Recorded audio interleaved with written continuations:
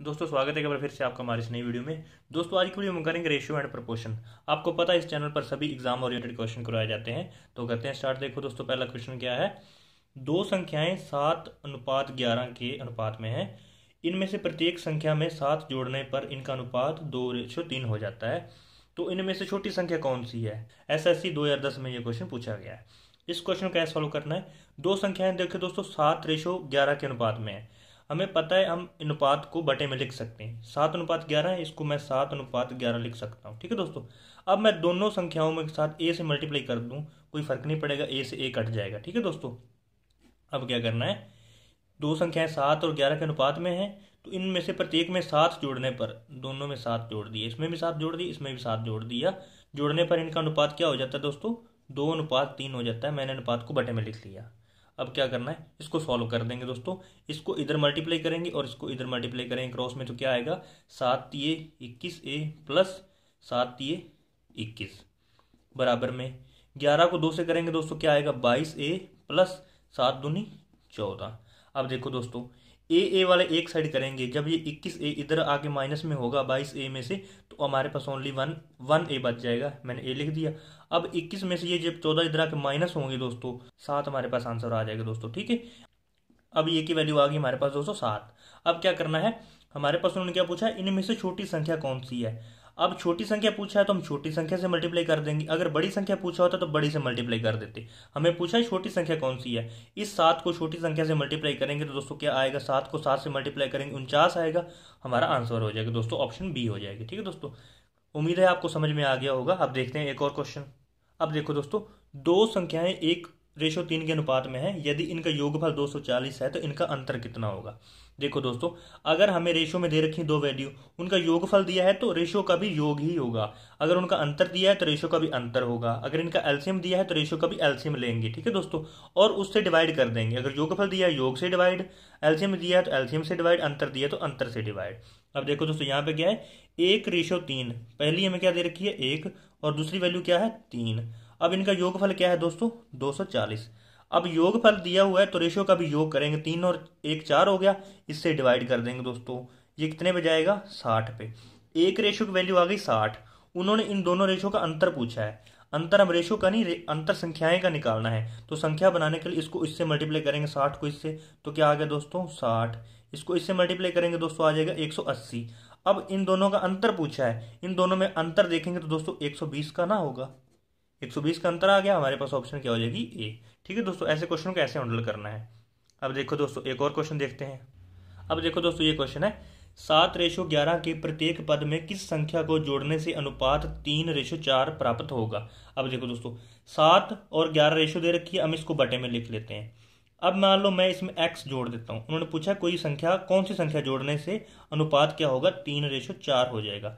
7:4 में ये संख्या मैंने x जोड़ दी और अनुपात ये बन गया। अब x की वैल्यू कैसे निकलेगी, इसकी इससे मल्टीप्लाई, इसकी इससे मल्टीप्लाई, आंसर आ जाएगा 7 चौके 28 प्लस 4x बराबर में 11 को 3 से मल्टीप्लाई करेंगे 33 प्लस 3x। ठीक है दोस्तों।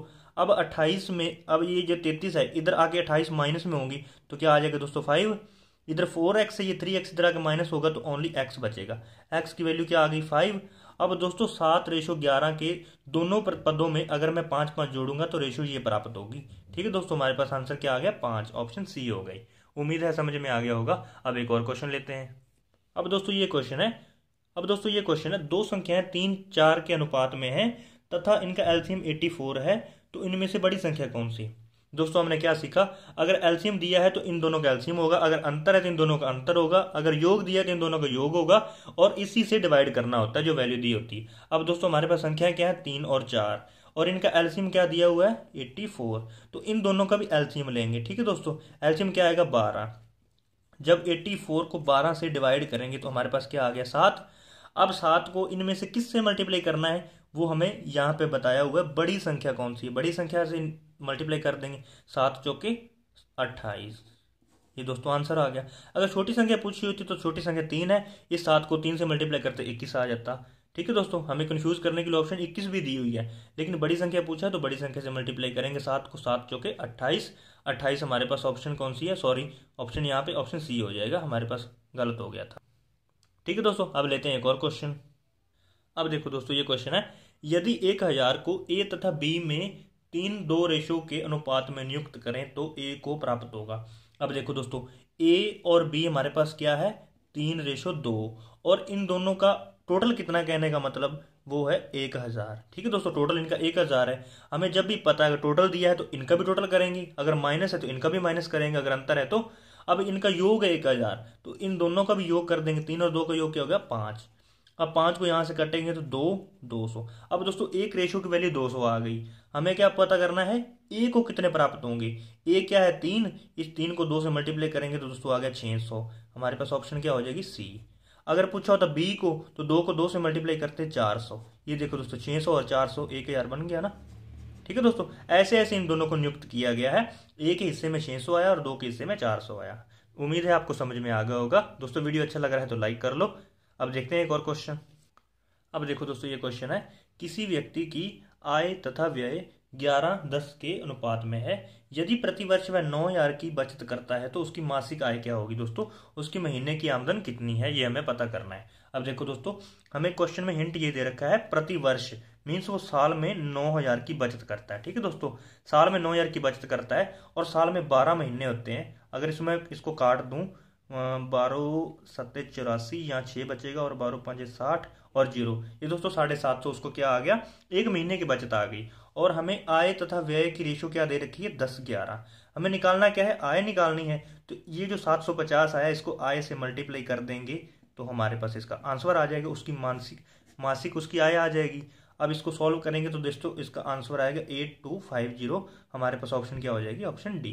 ठीक है दोस्तों, उम्मीद करते हैं आपको सभी क्वेश्चन समझ में आ गए होंगे। अगर दोस्तों वीडियो अच्छा लगा है तो लाइक और सब्सक्राइब करें। तो मिलते हैं अगली वीडियो में, तब तक के लिए धन्यवाद।